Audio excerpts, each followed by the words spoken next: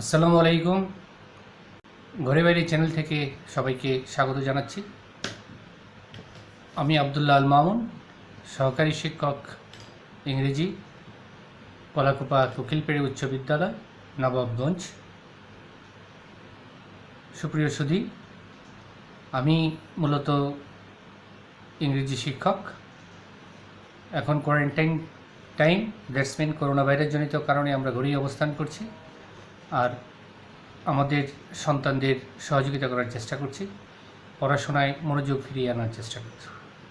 আমি মূলত আমার মেয়েকে ইংরেজি, বাংলা এবং অঙ্ক এই তিনটি বিষয়ে নিয়মিত দেখাচ্ছি। আমি বর্তমানে নবম অধ্যায় শেষ করে এখন দশম অধ্যায়, পঞ্চম শ্রেণীর গণিত দশম অধ্যায় অর্থাৎ জ্যামিতি অধ্যায়ে আছি। তা আজকে জ্যামিতি মেয়েকে পড়াবো। সম্ভবত এটা চতুর্ভুজ এবং কর্ণ সংক্রান্ত একটি অধ্যায়। এ বিষয়ে আমার যতটুকু জ্ঞানের পরিধি রয়েছে আমি ততটুকু আপনাদের সাথে শেয়ার করার চেষ্টা করব। তো এই ক্ষেত্রে শিক্ষার্থী বন্ধু যারা আছো, তোমরাও খাতা কলম নিয়ে বসতে পারো। আমি যখন জ্যামিতি চিত্র আঁকবো, সংজ্ঞায়িত করব বা আলোচনা করব, তখন মনোযোগ দিয়ে শুনবে। এতে তোমার সহযোগিতা হইতে পারে বা তোমার উপকার সাধন হইতে পারে। তাহলে প্রথমে শিক্ষার্থীর সাথে পরিচয় করিয়ে দিচ্ছি। পরিচয় বলুন। আমার নাম মার্শিয়া মাহাজাবিন। আমি বিয়াম ল্যাবরেটরি স্কুলে পড়ি। আমি পঞ্চম শ্রেণীর ছাত্রী। আজকে আমি বাবার কাছে অঙ্কর জ্যামিতি শিখব। হ্যাঁ, তাহলে আমাদের আজকে গণিত বিষয়ের জ্যামিতি অধ্যায় অর্থাৎ পঞ্চম শ্রেণীর শিক্ষার্থীদের দশম অধ্যায় নিয়ে আলোচনা করছি। তাহলে যাওয়া যাক, দশম অধ্যায় কী আছে দেখি এবং সেগুলো নিয়ে আলোচনা করি। আমি মেয়েকে যা বুঝাবো সেটা তোমাদের সাথে শেয়ার করছি। শিক্ষার্থী বন্ধুরা, তোমরাও শুনো এবং বোঝার চেষ্টা করো।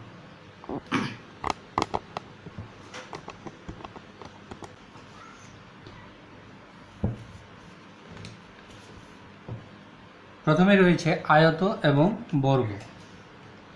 আলোচনার প্রথম বিষয় হলো আয়ত।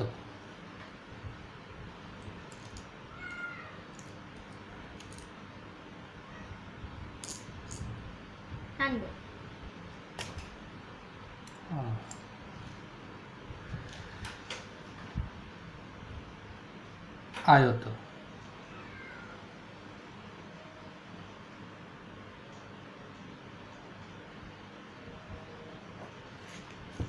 আয়ত কি জিনিস?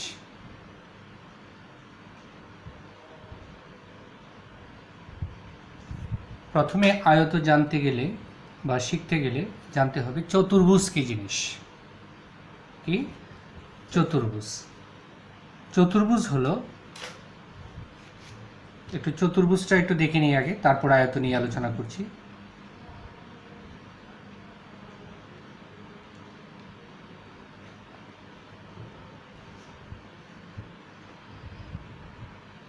চতুর্ভুজ, এই চতুর্ভুজ বিষয়টা বুঝে নিতে হবে। চতুর্ভুজ হলো, আমরা জানি এরকম একটা দাগ দিলাম, সরল রেখা আঁকলাম বা রেখাংশ আঁকলাম, এটাকে রেখাংশ বা সরল রেখা বলে। এই সরল রেখা এরকম চারটা সরল রেখা যদি একত্রে যুক্ত করে দেওয়া যায় যে কোনোভাবে, তাহলে সেটাই চতুর্ভুজ হয়ে যায়। তাহলে এখানে ভুজ বলতে বোঝায় বাহু, একটা বাহু, দুইটা বাহু, তিনটা বাহু, চারটা বাহু।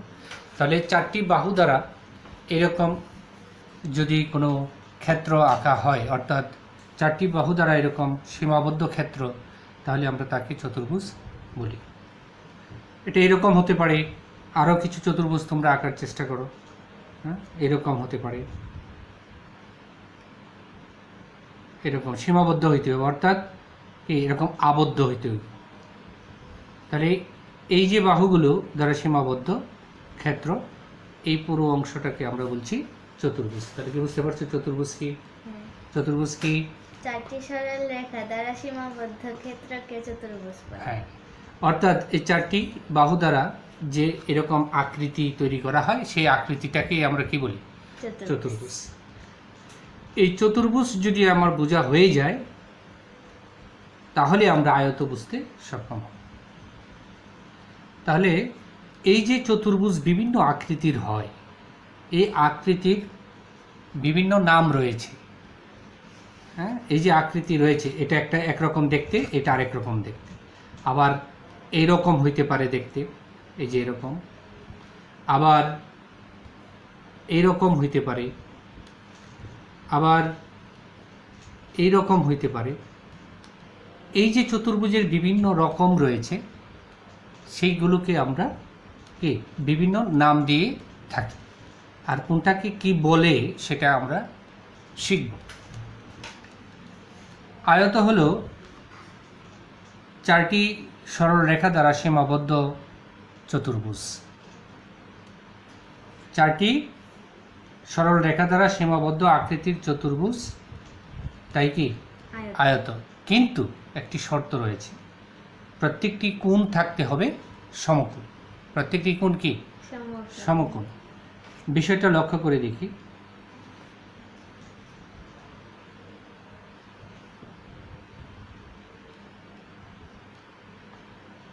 আমি একটু হাতেই আঁকছি, পরে স্কেল দিয়ে এঁকে দেখাবো। এটা হলো, এই যে চিত্রটা অঙ্কন করলাম, এই চিত্রটা হলো আয়ত। চিত্রটা কি আয়ত। কারণ কি আয়ত কেন? এটা একটা চতুর্ভুজ। এটা একটা কি চতুর্ভুজ। তার কয়টি বাহু রয়েছে? চারটি বাহু। যেমন বাহু 1, বাহু 2, বাহু 3, বাহু 4। তাহলে এখানে কয়টা বাহু রয়েছে? চারটি বাহু। তাই এটার নাম কি আয়ত। এই আয়ত, তার একটি বিশেষ শর্ত হলো তার প্রত্যেকটি কোণ, এটা হলো কোণ, এগুলো কি কোণ। এই চারটা কোণেই সমান এবং সমকোণ। এটার চারটা কোণেই কি সমান এবং সমকোণ। এই প্রত্যেকটি কোণ আমরা যদি চাঁদাই ধরি তাহলে দেখব 90 ডিগ্রি সমমান। 90 ডিগ্রি সমমান। আর এই 90 ডিগ্রি সমমান কোণকে আমরা বলি সমকোণ। কি বলি? সমকোণ বলে থাকি।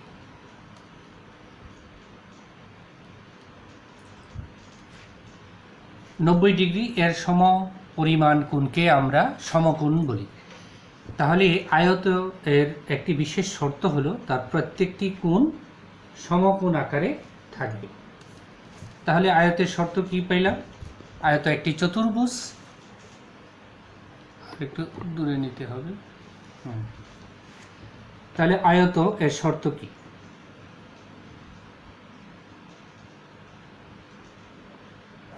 তার দুটি শর্ত পূরণ করতে হবে। আয়ত এর দুটি শর্ত।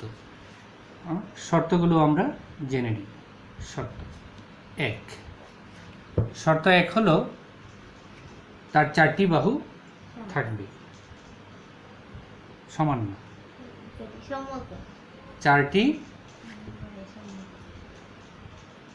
বাহু বিশিষ্ট একটি চতুর্ভুজ। হ্যাঁ, চারটি বাহু বিশিষ্ট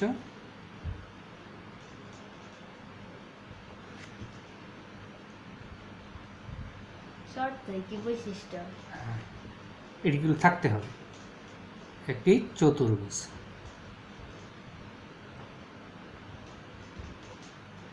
তাহলে 1 নম্বর শর্ত আমার পূরণ হয়েছে। এখানে কয়টি বাহু রয়েছে? চারটি বাহু। তাহলে 1 নম্বর শর্ত পূরণ হলো। শর্ত 2 বলেছি চারটি কোণ সমকোণ। তাহলে আয়ত এর দ্বিতীয় শর্ত হলো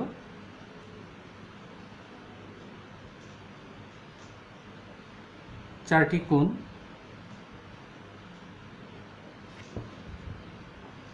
নব্বই ডিগ্রি এর সমান। 90 ডিগ্রি এর সমান। আর এই 90 ডিগ্রি এর সমান কোণকে বলি সমকোণ।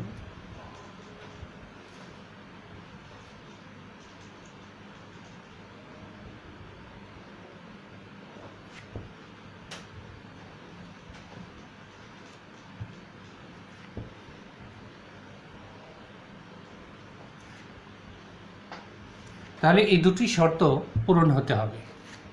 দুটি শর্ত কি কি?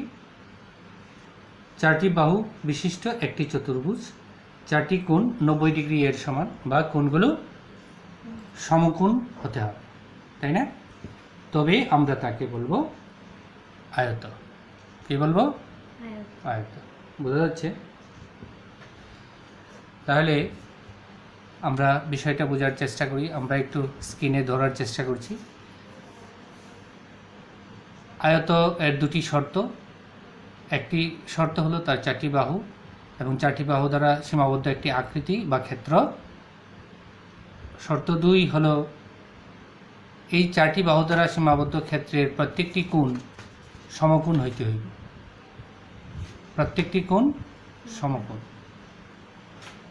আয়তের আরও বৈশিষ্ট্য হলো বিপরীত বাহুগুলো পরস্পর সমান।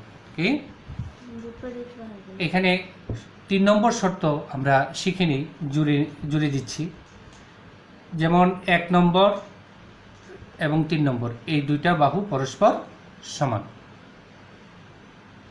আবার এই যে 2 নম্বর বাহু এবং 4 নম্বর বাহু এই দুটি বাহু পরস্পর সমান এবং সমান্তরাল। এবার আয়ত ক্ষেত্র বলা হয় যাকে, বা রেক্টাঙ্গুলার।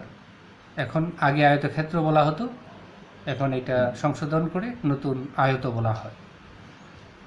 এর শর্ত 1 এবং 2 আবশ্যিক, সাথে আরও দুটি শর্ত জুড়ে দিচ্ছি। এখানে একটু দূরে রাখ।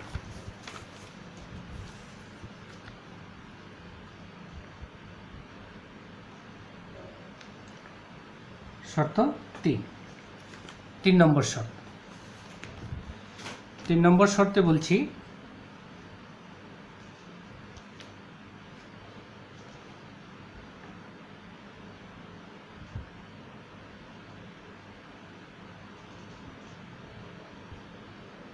এখানে বিপরীত বাহুগুলো পরস্পর সমান এবং সমান্তরাল। বিপরীত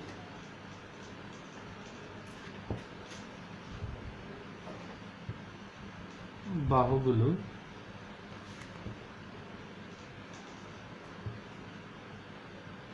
পরস্পর সমান। তাহলে 3 নম্বর শর্তটা কি হবে? বিপরীত বাহুগুলো পরস্পর সমান হবে। আবার এখানে একটু চিত্রটা আঁকি। আমি যখন আয়তক্ষেত্র আঁকছি, এই দুটা বাহু সমান বানানোর চেষ্টা করেছি। তারপর এই বাহু আর এই বাহু যুক্ত করে দিচ্ছি। তার মানে এই বাহু আর এই বাহু সমান, এই দুটি বাহু পরস্পর সমান। আর এই বাহু আর এই বাহু পরস্পর সমান। শর্ত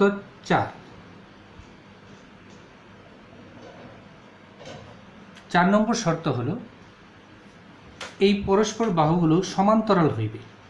এটা সমান্তরাল আর এটা সমান্তরাল। এবার আমি যদি এটাকে নামকরণ করি, ধরে নিলাম এ বি সি ডি, এই 4 বাহু বিশিষ্ট একটি আয়তক্ষেত্র। এর বাহু এ বি সমান হবে সি ডি বা ডি সি। উপর থেকে আসি ডিসি। আবার বাহু এ ডি সমান হইবে এ ডি সমান হইবে বি সি। এই শর্তগুলো এটা পূরণ করলো। আমরা জ্যামিতি যদি শিখতে চাই, তাহলে এই যে যৌক্তিক দিকগুলো, এগুলো আমার ব্রেনে সেভ করতে হবে, মেমোরিতে থাকতে হবে।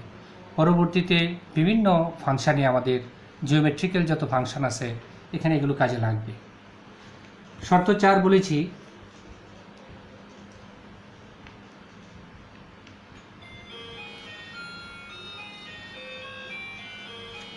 বিপরীত বাহুগুলো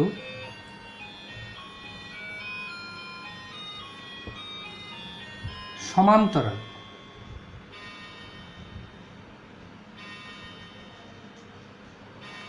আমরা পরের শর্তটাই বলেছি বিপরীত বাহুগুলো সমান্তরাল। তো শিক্ষার্থী বন্ধুরা, এবং মাসিয়া মনোযোগ দিয়ে দেখো, সমান্তরাল বিষয়টা কি আমরা জানব। সমান্তরাল হচ্ছে এরকম সমান দূরত্ব বজায় রেখে দুটো বাহু চলতে থাকা। এটা যেদিকেই যাক সমান দূরত্ব বজায় রাখবে। এই যে সমান দূরত্ব বজায় রেখে চলতে থাকার নাম কি? এই যে দূরত্ব, এটা থেকে এটার দূরত্ব এখান থেকে এখানে যত দূর, এখান থেকে ওইখানে তত দূর সমান। এখান থেকে এটার দূরত্ব এখানে যতটুকু, এখান থেকে এখানে সর্বদাই সমান দূরত্ব বজায় রেখে দুটি বাহু চলতে থাকা, তার নাম সমান্তরাল। একটু চিন্তা করে যাক, আমরা একটু সমান্তরাল বোঝার জন্য চেষ্টা করি। এটা হলো রেল লাইন, এটা দিয়ে রেলগাড়ি চলাচল করে। আমরা শিক্ষার্থী বন্ধুরা এরকম রেল লাইন দেখেছি। এগুলো হলো রেল লাইনের স্লিপারগুলো আটকে রাখার জন্য কাঠ। এই যে রেল লাইনটা চলছে, এটা সব জায়গায় কি সমান দূরত্ব রেখে তৈরি করা, আর এর মধ্যে চাকাগুলো ঘুরে, তাই না, এবং সামনে এগোতে থাকে। এই যে রেল লাইনটা তৈরি করা হয়েছে, এটা সর্বদাই সমান দূরে রাখা হয়েছে, নইলে চাকাগুলো নিচে পড়ে যাবে, অ্যাক্সিডেন্ট হবে। মাঝে মধ্যে রেল দুর্ঘটনা ঘটে, চাকাটা কি করে, এই লোহার এই লাইন থেকে কি হয়, চ্যুত হয়ে যায়, স্লিপ খেয়ে নিচে পড়ে যায়। তখন কম্পার্টমেন্ট বা ট্রেনের বগিগুলো এই কাঠের উপর দিয়ে চলতে থাকে এবং এক সময় কাঠ হয়ে পড়ে যায়, তাই না, দুর্ঘটনা ঘটে। তাহলে এই যে সমান দূরত্ব বজায় রেখে চলতে থাকা, তার নাম হলো সমান্তরাল। আমরা এইখানেও এই চিত্রটাতেও দেখতে পাবো, দেখো মনোযোগ দিয়ে দেখো, এই দুটা বাহু কি সমান দূরত্ব বজায় রেখে চলতেছে। অর্থাৎ এই চিত্রটা থেকে যদি আমি এখানে আসি, তাহলে আমি দেখব এ বি রেখা সমান্তরাল। এটা হলো সমান্তরাল চিহ্ন দিচ্ছি, সমান্তরাল। হ্যাঁ, এই দুটো কি সমান্তরাল, হলো কি এ বি সমান হলো ডিসি। এই দুটো রেখা সমান্তরাল।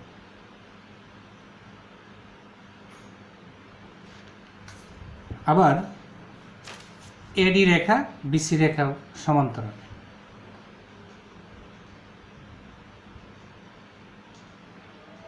এডি সমান্তরাল বিসি, এই দুটাও কি সমান্তরাল। সমান্তরাল মনে হয় এখানে এরকম একটা চিহ্ন দেওয়া হয়, তাই না? এই চিহ্নটা দেওয়া হয় সমান্তরাল বোঝানোর জন্য, নইলে সমান সমান হয়ে যায়। আমি অনেক আগে জ্যামিতি করেছি, এখন প্রায় বলতে বসেছি। এরকম চিহ্ন তো আমরা শিখি না। এটা উপরে ক্লাসে উঠবা আরও শিখবা, এরকম একটা ঢেউ দিয়ে দেওয়া, নাহলে এই চিহ্নটা আর এই চিহ্নটা সমান হয়ে যায়, তাই না? এই জন্য একটু সমান্তরাল এই চিহ্ন দেওয়া। যাই হোক, আমার মনে নেই, ভুলে গেছি। তাহলে আমাদের আয়ত শিক্ষা শেষ হলো, ঠিক আছে? তো শিক্ষার্থী বন্ধুরা, আমরা আয়ত শিখেছি, এবার শিখবো বর্গ। কি শিখবো? বর্গ। এবার আমাদের শেখার লক্ষ্য হচ্ছে বর্গ। বর্গ শিখবো, বর্গ জিনিসটাকে খুব লক্ষ্য করে দেখতে হবে। আয়তক্ষেত্র এবং বর্গক্ষেত্র, এই দুটো নাম বদলে এখন হয়েছে আয়ত এবং বর্গ। এই আয়ত আর বর্গ তো সবগুলি ক্লাসে আছে। হ্যাঁ, আগে আমরা যখন তোমার মতো ছোট ছিলাম, তখন আমরা স্যারদের কাছ থেকে শিখছিলাম আয়তক্ষেত্র, বর্গক্ষেত্র। এখন আর ক্ষেত্র বলে না, বুঝতে পেরেছ? এখন নাম দিছে কি আয়ত এবং বর্গ, বদলে গেছে একটু।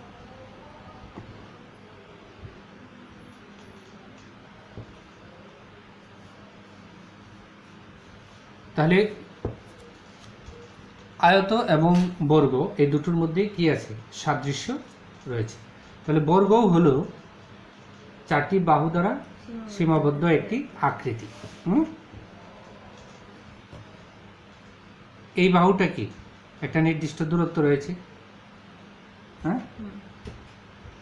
ঠিক এই বাহুটা যতটুকু বড়, এই পাশে যে অঙ্কিত করব সেই বাহুটাও তত বড় হতে হবে। এখানে শর্ত হলো এটা, সমান হতে হবে। তারপর আমরা কম্পাস দিয়ে একে দেখাবো। এখন আমরা আইকিউ ডেভেলপমেন্টের জন্য হাত দিয়ে অঙ্কন করছি, পরে আমরা এই কম্পাস দিয়ে একে দেখাবো কিভাবে বর্গ আঁকতে হয়, কিভাবে আয়ত আঁকতে হয়। তাহলে এটা একটু দূরত্ব মেপে নিচ্ছি আমি।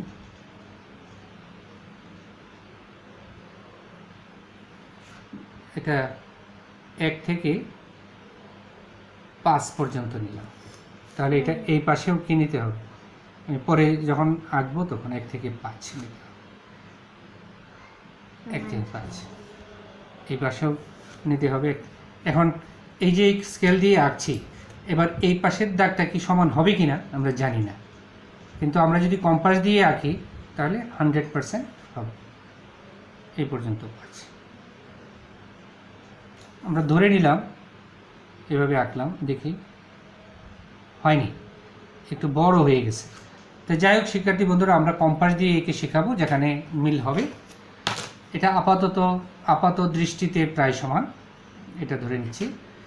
তাহলে এই বাহু, এই বাহু, এই বাহু, এই বাহু, কয়টা বাহু হলো? 4। 1 2 3 4, কয়টা বাহু হলো? 4। তাহলে এটা একটা চতুর্ভুজ। তাহলে এটা কি 1 2 3 4, 4টা বাহু। তাই এটা কি 4টি বাহু থাকার কারণে এটা হলো একটি চতুর্ভুজ। বোঝা যাচ্ছে এটা একটা চতুর্ভুজ। কারণ কি? কারণ তার 4টি বাহু রয়েছে। এবার শর্ত হলো, শর্ত 1,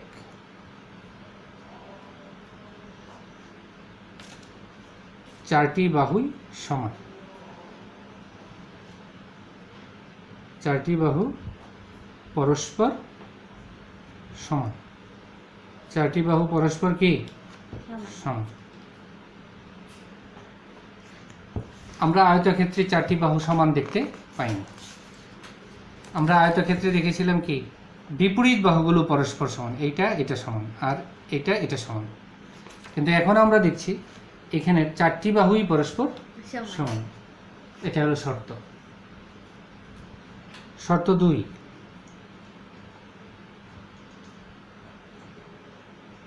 দুই নম্বর শর্ত। 2 নম্বর শর্ত হলো এই যে কোণগুলো দেখতেছি,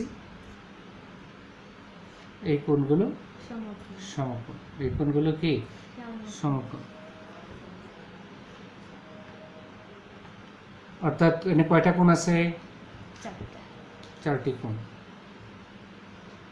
4টি কোণ ই বলি, একটু ই প্রত্যয় যুক্ত করে দিলাম। 4টি কোণই সমকোণ। 4টি কোণে কি হবে? সমকোণ হবে। এই দুটো শর্ত পালন করতে হবে।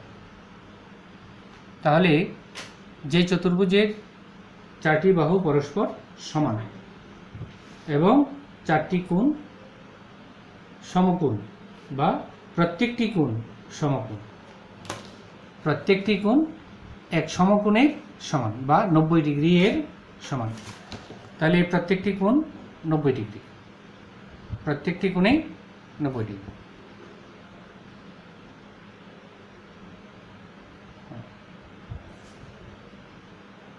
প্রত্যেকটি কোণে কি 90 ডিগ্রি। তাহলে এই দুটো শর্ত অবশ্যই পালন করতে হবে। সমকোণ মানে কি? সমকোণ বলতে পারি বা 90 ডিগ্রি এর সমান কোণ।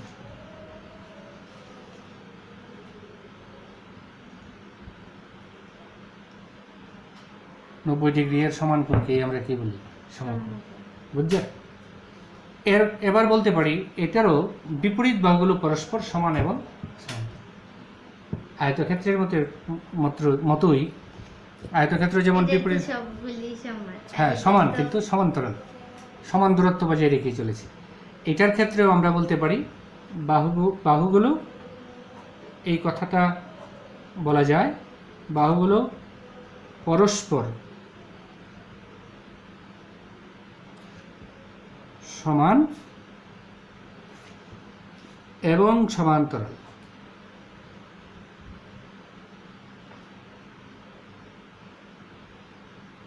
বাহুগুলো পরস্পর সমান এবং সমান্তর। আমরা এ দুটো এখন চিত্র কম্পাস দিয়ে এঁকে দেখাবো, যাতে শিক্ষার্থী বন্ধুরা তোমরাও অঙ্কন শিখবে। আমরা এখন এটা কম্পাস দিয়ে এঁকে দেখাবো।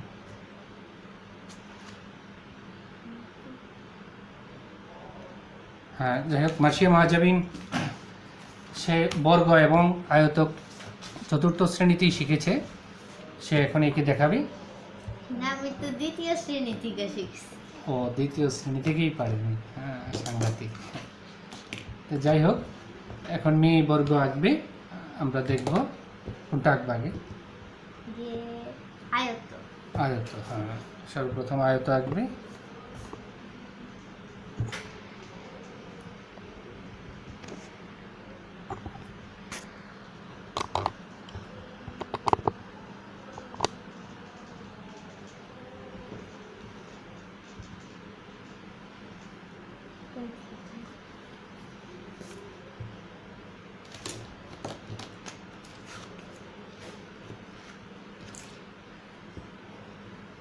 আমি পরে বর্ণনা করে বুঝাবো।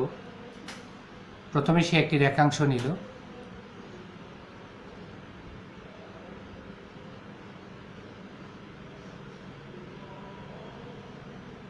এই রেখাংশের উপরের দিকে তুমি আঁকবে, তাই না? হ্যাঁ, তাহলে দেখো শিক্ষার্থী বন্ধুরা কিভাবে আঁকতে হয়।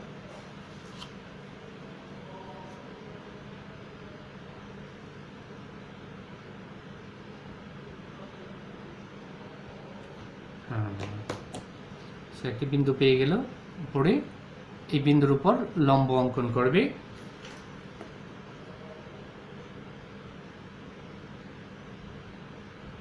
খুব খেয়াল করে আঁকতে হবে।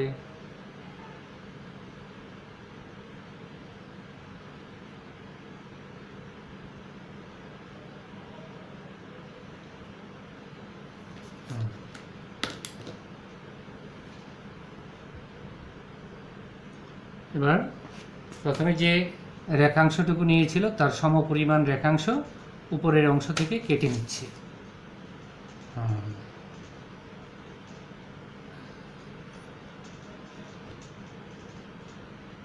এখন একই পরিমাণ রেখাংশ নিয়ে এপাশে দুটো বৃত্ত চাপ আঁকতে হবে। এটার নাম হলো বৃত্ত চাপ, একটি বৃত্তের কিছু অংশ। সে আরেকটি বিন্দু পেয়ে গেল, এখানে এই দুটো বিন্দু ক্রস করে সেখানে আরেকটা বিন্দু পেয়ে গেছে। এখন এই দুই বিন্দু, এই বিন্দুর সাথে এই বিন্দু আর এই বিন্দুর সাথে এই বিন্দু সে কী করে দিবে? যুক্ত করে দিবে। তাহলে চারটি বাহু সমান হবে এবং প্রত্যেকটি কোণ সমকোণ হয়ে যাবে। আমি ভুল বলছিলাম, প্রথমে আয়ত আঁকবো, প্রথমে বর্গ এঁকে ফেলছি। আচ্ছা, ঠিক আছে।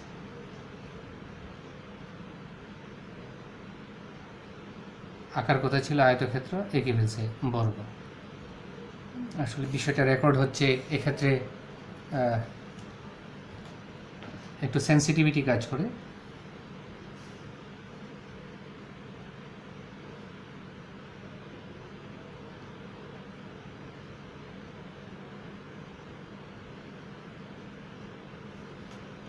হয়ে গেল, একটি নামকরণ করো। তো চিত্রের নামকরণ করতে হয়।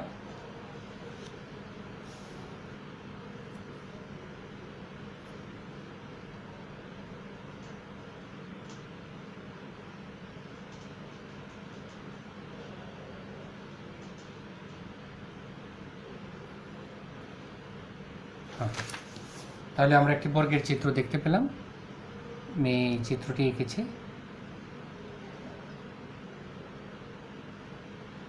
আমি আবার একটু বড় করে এঁকে দেখাবো, যাতে করে তোমরা সেটা বুঝতে পারো। একটু বড় করে আঁকো, এখানে ধরে রাখো। প্রথমে যে কোনো মাপের একটি, যাতে সোজা হয় সেদিকে খেয়াল রাখি।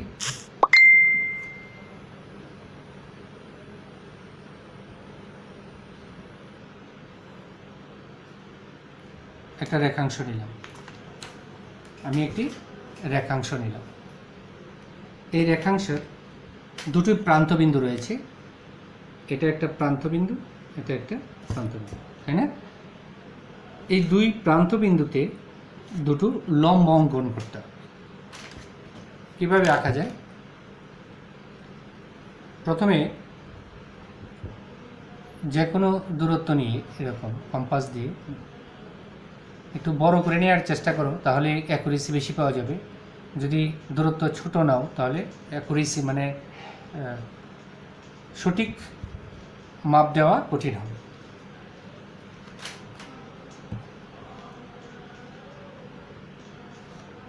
যে কোনো ব্যাসার্ধ নিয়ে আমরা এখানে যতটুকু দূরত্ব নিয়েছি, এই যে কম্পাসের যতটুকু দূরত্ব নিয়েছি ততটুকু অংশ আমরা ব্যাসার্ধ বলবো, কারণ কম্পাসের এই অংশটা কেন্দ্র, আর এই কেন্দ্র থেকে এটা যে অঙ্কন করবে শীর্ষবিন্দু সেটার নাম হলো বৃত্ত, বৃত্তের পরিধি বা বৃত্তচাপ।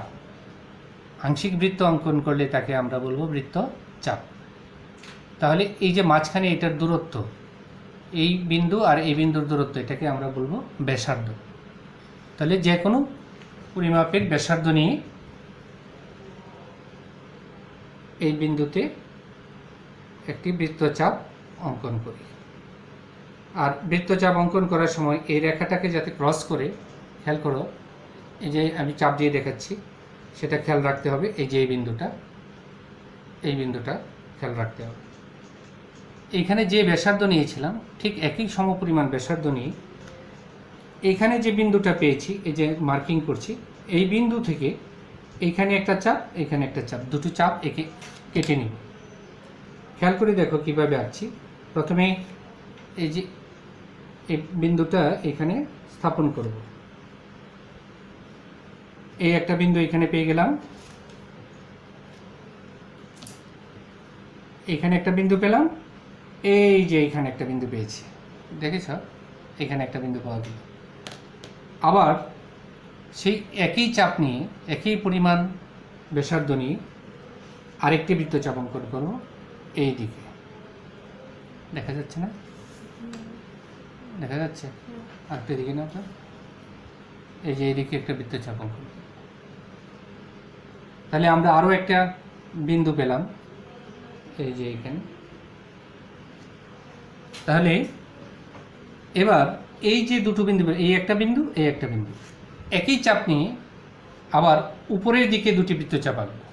কীভাবে আঁকি দেখি।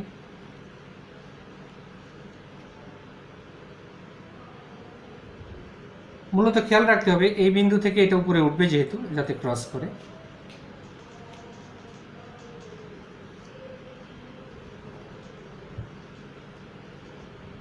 এখানে আমরা আরও একটি বিন্দু পেলাম। মূলত উদ্দেশ্যই ছিল এই বিন্দুটা পাওয়ার। এখন এই বিন্দু আর এই বিন্দুর উপর যদি আমি একটি রেখা অঙ্কন করে দিই, তাহলে সেটা এই বিন্দুর উপর লম্ব বলে বিবেচিত হবে। এখন আমার উদ্দেশ্যই হলো এই বিন্দুর সাথে এই বিন্দু যুক্ত করে দেওয়া। এই বিন্দু সাথে হলো এই বিন্দু, এই দুটো বিন্দু এখন কি করব? যুক্ত করে দেব। এখন এই রেখাটা অনেক বড় হয়ে গেছে, তাই না? আমি বড় করেই এঁকেছি, কারণ আমি এই লম্বা রেখাটা থেকে এই রেখার সমপরিমাণ অংশ কেটে নিব। এভাবে কেটে নিব। কাটার জন্য এই কম্পাস ব্যবহার করছি। কিভাবে করছি?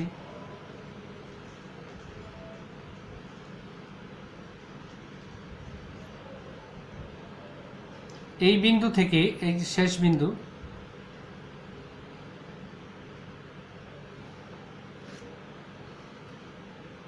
এই যে দেখাচ্ছি, এই বিন্দু পরিমাণ দূরত্ব নিলাম, নিয়ে এই বিন্দু থেকে এই উপরের দিকে এই অংশটা কেটে নিলাম।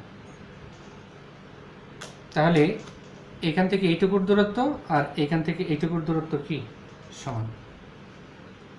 আবার এই বিন্দুটা এখান থেকে এইটুকু রেখা আর এখান থেকে এইটুকু রেখা কি সমান। এবার এই একই ব্যাসার্ধ নিয়ে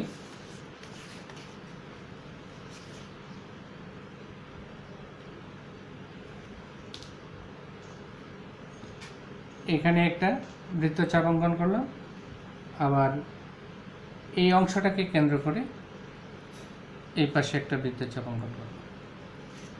এবার আমরা এখানে একটা এই দুটো বৃত্তচাপ একে অপরকে যেখানে ক্রস করছে অর্থাৎ পরস্পরকে ছেদ করেছে সেই বিন্দুটাকে আমরা শনাক্ত করলাম। এই যে এভাবে শনাক্ত করে নিলে ভালো হবে। তাহলে এই শনাক্তকৃত যে নতুন বিন্দু এটার সাথে এই বিন্দু যুক্ত করে দিল।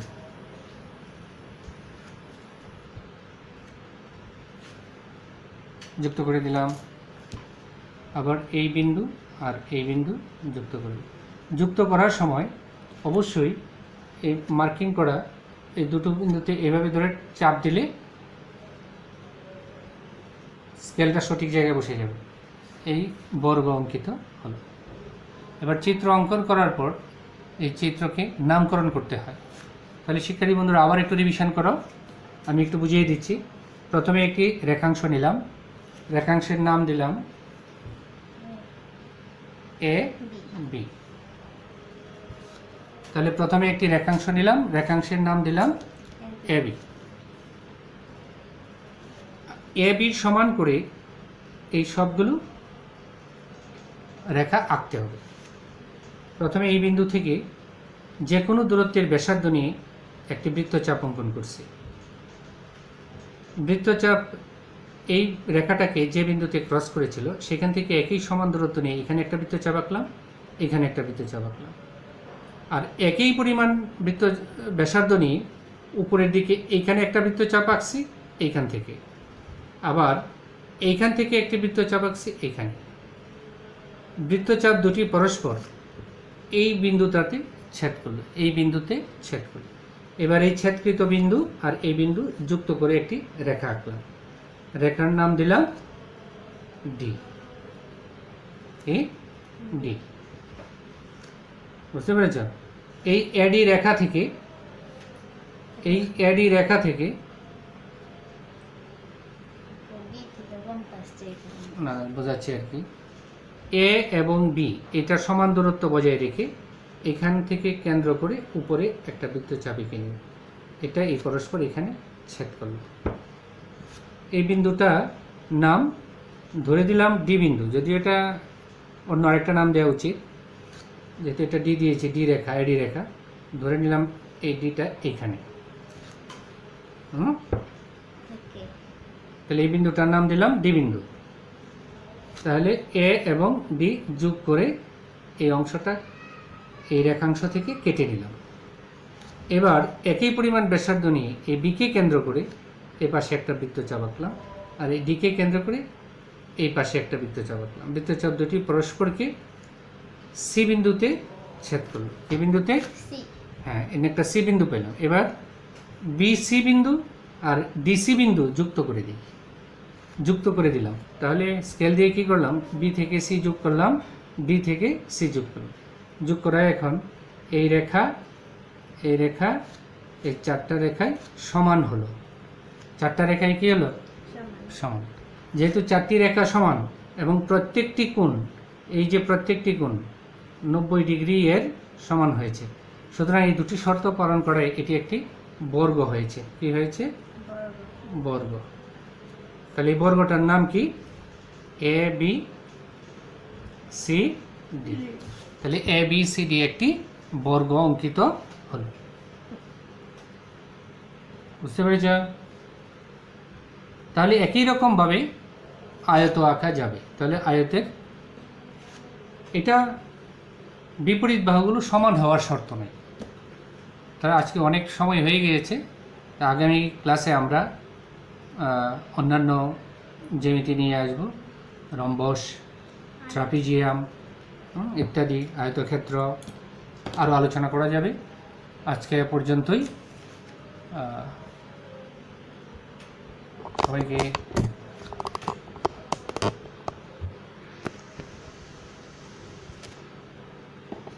সুপ্রিয় দর্শক, আমরা অনেকক্ষণ জ্যামিতি নিয়ে আলোচনা করেছি। হয়তো ভালো রেজুলেশন নাই, কারণ আমার মোবাইলের সামনের ক্যামেরাটা খুব বেশি একটা ভালো পিক্সেলের না, কম মূল্যমানের মোবাইল। যাই হোক, সেটা দিয়ে আমি চেষ্টা করেছি।